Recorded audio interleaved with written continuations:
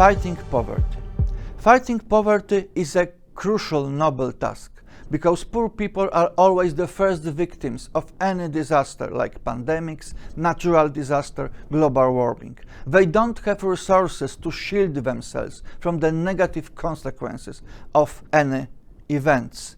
And for example, majority of climate refugees are people in poverty or in danger of falling into poverty. Whose responsibility is to eliminate poverty on the global scale?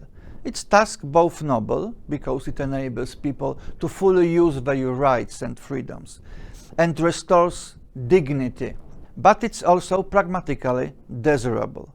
People brought out of poverty would contribute to the general societal development and stability of any political community. So who should make eliminating poverty their major task? We can point out to three different levels. First, international. Fighting poverty is a task taken on by many international institutions, starting with International Labour Organization in 1919.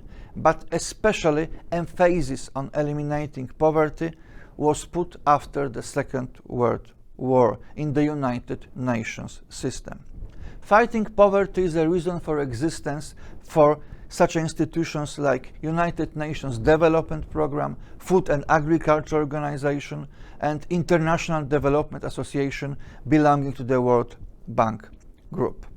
The richest countries of the world, members of OECD, had undertaken a long-term commitment of transferring 1% of their yearly GDP as a development aid. And one of the main goals of this aid is fighting poverty. But development aid is not enough. Even more crucial is creating the just conditions for trade and equal opportunities for development. Global economy is a real global structure and creates conditions for any, even the biggest, most populous, strongest state to enable or prevents them from effectively developing. Second level is, of course, state. International community can contribute to fighting poverty only to a certain extent. The main responsibility to eliminate poverty lies in every political community, and without its efforts and focus, it just won't be done. So it's the government stable and tailored to the situation economic and social policy that is absolutely crucial. But international community can contribute only so much to fighting the poverty.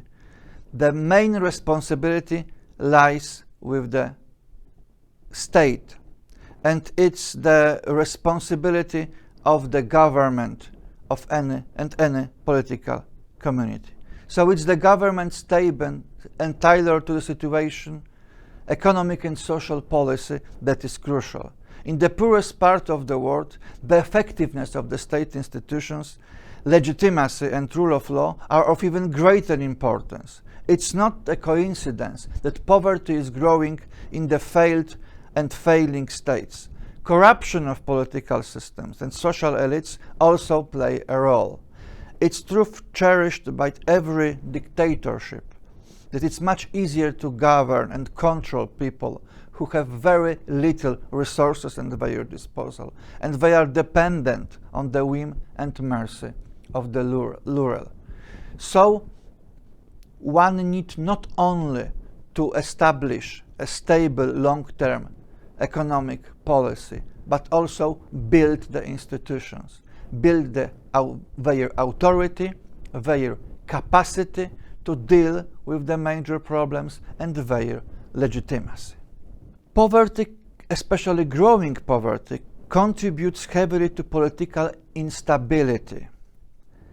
So it's the joint project of both international level and national level. But there is also a third dimension: how we as a members of society can contribute to eliminate poverty, both in our countries and on global stage.